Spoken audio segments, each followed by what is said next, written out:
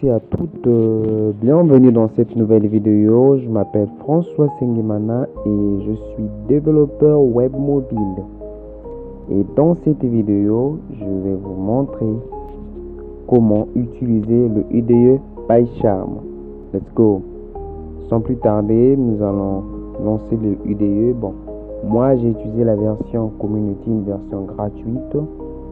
Donc si vous ne savez pas comment installer PyCharm, vous n'avez qu'à aller sur le site officiel en fait. Vous tapez juste PyCharm download, on va vous montrer comment l'installer en fait. Et oui, moi je suis sur Ubuntu en fait, l'installation c'est très facile. Ok, lorsque vous rentrez dans l'application pour la première fois, vous aurez une interface de bienvenue en fait. Parce que moi vu que je l'ai déjà ouvert, et j'ai déjà ouvert parce que voilà, il y a déjà un programme que j'ai déjà ouvert, mais sinon vous, quand vous allez ouvrir, vous allez l'ouvrir, vous allez avoir un programme de bienvenue. Bon, l'interface pourrait être différente, mais c'est à peu près la même chose en fait, parce que moi je l'ai un peu personnalisé. Il y a certaines fonctionnalités que j'ai enlevées, que j'ai voulu masquer en fait. Donc lorsque vous entrez dans l'application pour la première fois, il y aura une partie ici qui vous présentera la structure de votre projet. Donc la première des choses à faire, c'est d'abord d'aller dans Learn More. Voilà, Learn IDE Future for Python. Donc il y aura 40 leçons dans lesquelles on va vous apprendre comment l'utiliser en fait. On va vous montrer toutes les fonctionnalités en fait. Ici je vais juste faire un résumé en fait. Voilà, ici c'est la structure de votre projet en fait. Par exemple, si on revient sur notre projet, quand je clique là, il me montre la structure de mon projet. Si j'avais des fichiers, j'allais le voir. Et quand je clique sur moi, ça c'est pour le bookmark. C'est pour voir les favoris en fait, pour voir tous vos projets récents. Je désactive, j'en ai pas besoin. Ici c'est pour voir les hiérarchies en fait. Ici c'est pour le debugging. Ici c'est pour le recherche. Par exemple, si vous voulez rechercher, si vous avez plusieurs fichiers dans vos projets Python, c'est pour voir les commits en fait. Si vous faites du Git, par exemple sur GitHub, vous travaillez en équipe, vous pouvez voir les commits, les pull requests, tout ça en fait, tout ce qui concerne Git, les mails, tout ça. Ici c'est la console Python en fait. Si vous voulez utiliser voir la console, vous cliquez, vous aurez votre console. Bon, moi pour ma part je l'arrête. Ici c'est tout ce qui est Python package. Si vous avez des packages installés, vous allez le voir. Bon, vu que moi j'ai pas de connexion, voilà pourquoi ça s'affiche. Ici c'est tout ce qui est les services, si vous voulez configurer. Ici c'est tout ce qui est le terminal, si vous voulez utiliser le terminal. Par exemple, je vais créer un petit fichier Torch par exemple, et Imana par exemple. Bon, on va prendre un nom descriptif en liste produit. Bon, je m'excuse si je ne respecte pas les conventions de nommage pour les fichiers, ça juste pour tester. .python par exemple. Qu'est-ce que vous constatez? Boum, il a déjà créé le fichier. Ça peut être très pratique. En lieu de venir ici, clic droit, bon, ça peut être fatigant en fait. Moi, vu que j'utilise beaucoup le terminal, avec cette commande pouf, je peux facilement créer. Ici c'est si vous voulez choisir un bash en fait, comment dire ça d'une manière facile que vous allez comprendre. Choisir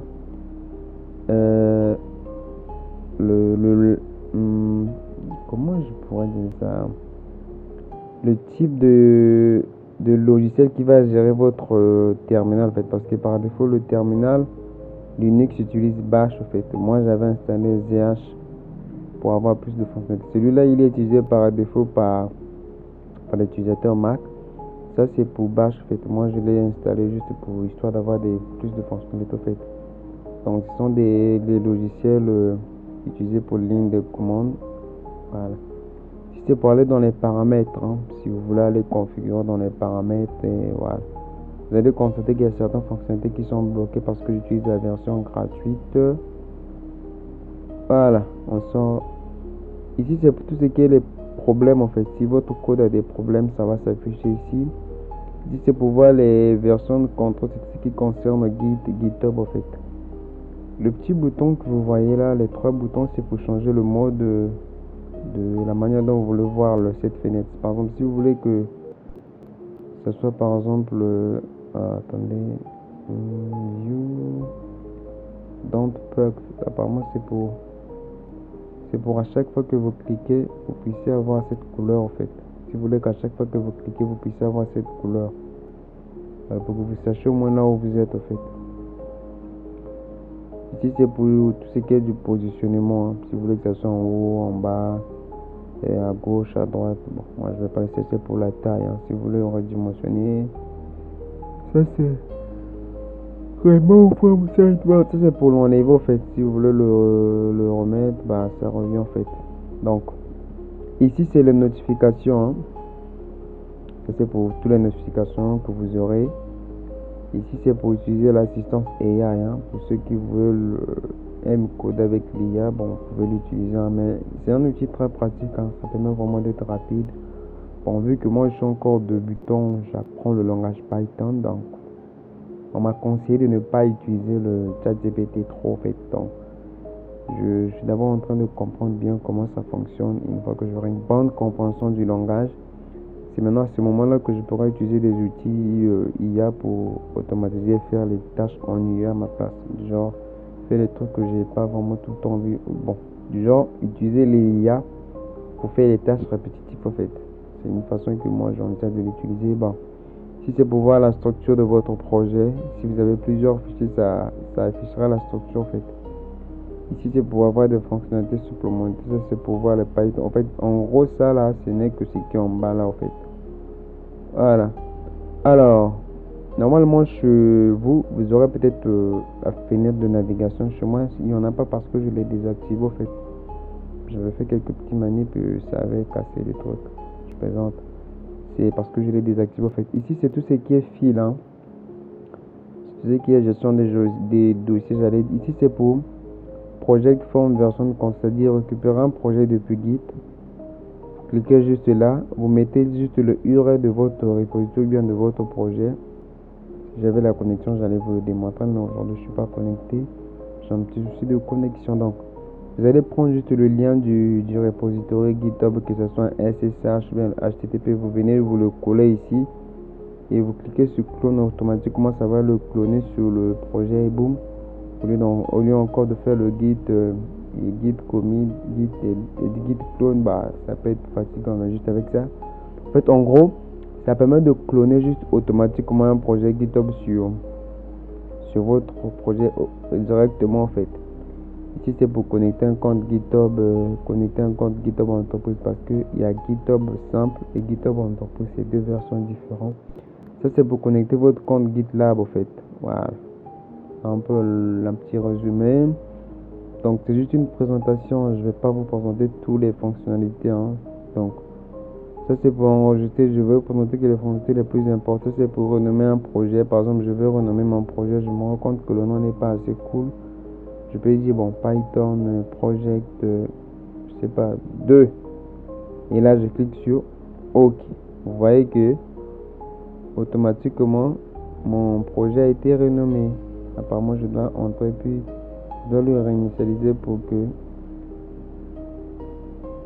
qu'il puisse fonctionner. Apparemment je dois sortir puis réentrer pour que ça marche, mais vous allez voir que le nom du projet a été changé, hein. Moi j'ai pas envie de sortir puis de revenir encore une deuxième fois. Bon, ici c'est pour tout enregistrer, même par exemple vous avez plusieurs fichiers, vous pouvez tous les enregistrer au même moment juste avec cette commande. Ici c'est pour... Excusez-moi, ici c'est pour manager les idle settings, tout ce qui concerne, je pense, le management, hein. Bon, j'ai jamais utilisé ça en fait.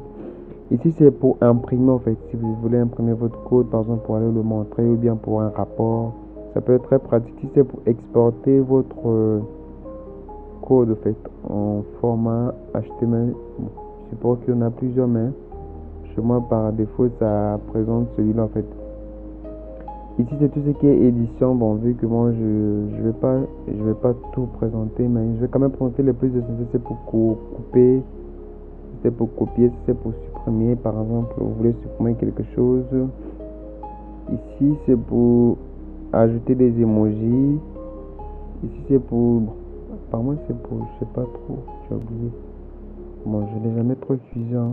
Donc je peux pas vous dire à quoi ça sert maintenant. Si vous savez à quoi ça sert, vous pouvez le dire dans les commentaires, hein. Donc on continue. Bon, je ne présenterai pas tout, hein. Ici c'est par exemple pour toolbar en fait. Toolbar Windows, c'est-à-dire les éléments là en fait. Comme des. Ouais. Par exemple, on est où? On est là, ouais. Par exemple, je veux par exemple que afficher par exemple, je sais pas, j'ai besoin de voir celui-là sur tu vois, ça me permet de voir un peu les scripts que je run. Par exemple, quand je fais run, ouais, automatiquement j'ai ça là ici. En fait, ça gère un peu les icônes là en fait. C'est pour gérer les icônes là en fait. Si vous n'avez pas bien saisi. Ici c'est pour tout ce qui est apparence, hein. Si vous voulez par exemple utiliser le mode full screen. Vous voyez, donc je suis en plein écran et je peux travailler sans dérangement en fait, sans trop prêter attention à la distraction en fait. Bon, moi je vais le désactiver et ça vous montre également le temps en fait, et ça vous montre l'heure. Là vous avez l'heure sur lequel vous avez utilisé. Ça peut être très pratique si par exemple vous voulez faire du code review ou bien vous voulez vous concentrer sur le travail sans avoir de distraction en fait. Moi je l'utilise très très rarement. Qu'est-ce que je pourrais bien vous présenter d'autre? Ici c'est pour par exemple, vous voyez ce petit truc là en fait, qui montre un peu le répertoire en fait, le chemin que nous suivons. Par exemple, ça montre un peu le hiérarchie de comment on dit ça, de notre projet en fait. Par exemple, si je crée un nouveau projet Jojo par exemple, Jojo, qu'est-ce que vous constatez quand j'écris sur Jojo? Dans Jojo, je crée un nouveau projet par exemple, abonné, par exemple, abonnez-vous par exemple. Qu'est-ce que vous remarquez? Vous voyez, ça me montre la hiérarchie de mon projet en fait. Avec ça, je peux connaître directement la hiérarchie de mon projet en fait. Par exemple, si je viens sur mon terminal, j'appuie sur par exemple sur Tray. Vous allez voir que même cette hiérarchie là est ici en fait. Vous voyez. Donc ça nous montre un peu la hiérarchie de notre projet. Ça peut être très pratique pour savoir un peu et gérer comment on dit ça, le positionnement de vos fichiers en fait. Définir des répertoires pour vos fichiers. Ici c'est pour voir les versions si vous voulez voir les versions fichiers que vous avez utilisés, vous voyez, ça vous montre automatiquement tous les versions fichiers que vous avez utilisés en fait. Bon. Ici c'est pour, ouais, je pense que c'est tout, hein.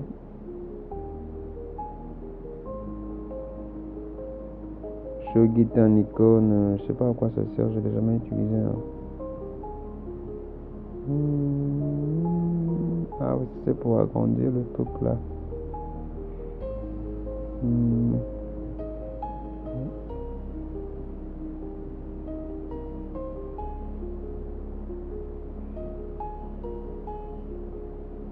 Ok, donc bon, ici c'est apparemment ça gère tout ce qui est les icônes, hein. Active l'éditeur. Bon, je sais pas vraiment, sans pourtant vous mentir, je sais pas vraiment à quoi c'est. Moi-même je suis encore en train d'apprendre, hein. J'apprends le Python, donc en même temps j'apprends comment utiliser le IDE en fait. Je vous présente des procédés que moi je sais, que j'utilise en fait.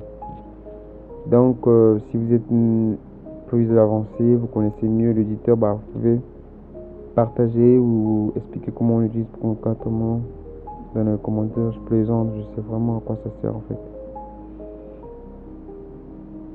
Ok, donc on continue. Bon, ici c'est tout ce qui est général. Si vous voulez par exemple générer, je sais pas, du code, je pense, hein. You know copy you invalid, you configure for copy you like to edit your copy system, ouais. Apparemment je dois configurer le fichier, mais bon, moi j'ai pas vraiment envie de le faire, hein. Travail. Donc on est où là? Ouais, Ça c'est pour compilation code, hein. Si vous voulez que ça vous indente le code plus rapidement. Si c'est pour inspecter le code, vous avez écrit votre code, vous voulez vous assurer que c'est propre, vous cliquez là et ça va inspecter votre code. Par exemple, je sais pas. Où est-ce que t'es? Attendez, j'avais mis un petit script là, mais oui. Voilà, c'est là. Par exemple, si je clique, je sélectionne par exemple mon code, je viens dans code. En fait, sur la partie code, c'est tout ce qui est entretien du code, hein. Inspecter code, vous allez voir qu'il va l'inspecter, il va l'analyser et il va me dire, ouais, il a dit que il a trouvé aucune erreur en fait. C'est juste ce petit mot Imana là. Donc, on continue. Donc, on revient sur notre, voilà. Donc ici c'est pour sélectionner des live templates en fait. Ça peut être très pratique. Bon, j'ai jamais utilisé ça, mais je pense que ça doit servir à tous ceux qui font des lives en fait. Si vous voulez qu'on vous faites vos lives, vous enregistrez en fait.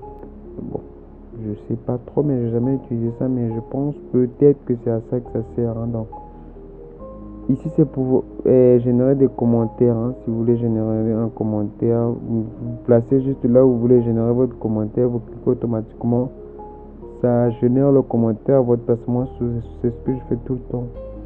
Si c'est pour reformater le code, si votre code n'est pas bien indenté, bien c'est écrit un peu en désordre, au lieu de le faire manuellement, vous sélectionnez juste votre code, vous cliquez sur le bouton et automatiquement ça vous régénère et ça indente automatiquement très bien le code en fait. Si c'est tout ce qui est refactoring,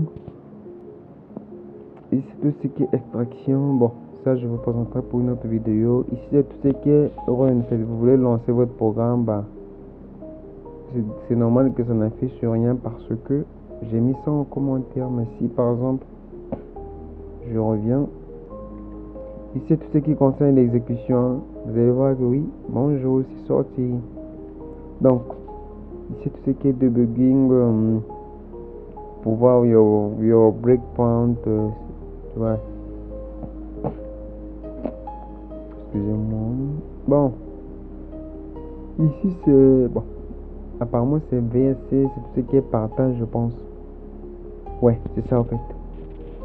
Ici c'est pour get your form your version control. Oh putain, mais qu'est-ce que j'ai aujourd'hui? Ouais, il est 0 heure, hein, donc la journée d'aujourd'hui a été un peu trop chargée. Bon, ici c'est tout ce qui est, si vous voulez par exemple partager votre projet sur GitHub, en fait, vous avez par exemple fini de faire votre projet, vous voulez le partager sur GitHub, c'est pour importer un projet avec Subversion.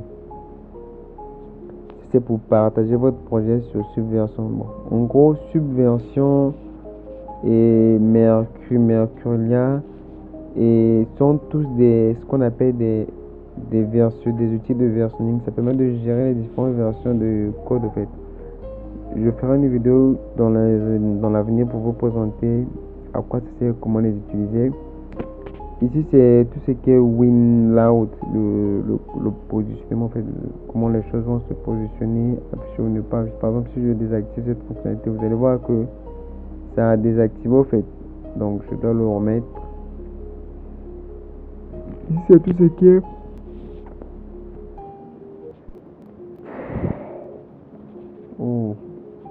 I'm sorry. Ça c'est pour les view mode en fait. Voilà. Donc si c'est tout ce qui est, si vous avez besoin d'aide ou vous voulez apporter votre amélioration, c'est pour envoyer des feedbacks. Ici c'est pour PyCharm en YouTube. Si vous voulez suivre les news, les astuces de la communauté PyCharm sur YouTube, vous cliquez juste là. Bon, c'était tout pour cette vidéo. Donc je vous remercie de l'avoir suivi. Je l'ai fait de tout cœur en fait parce que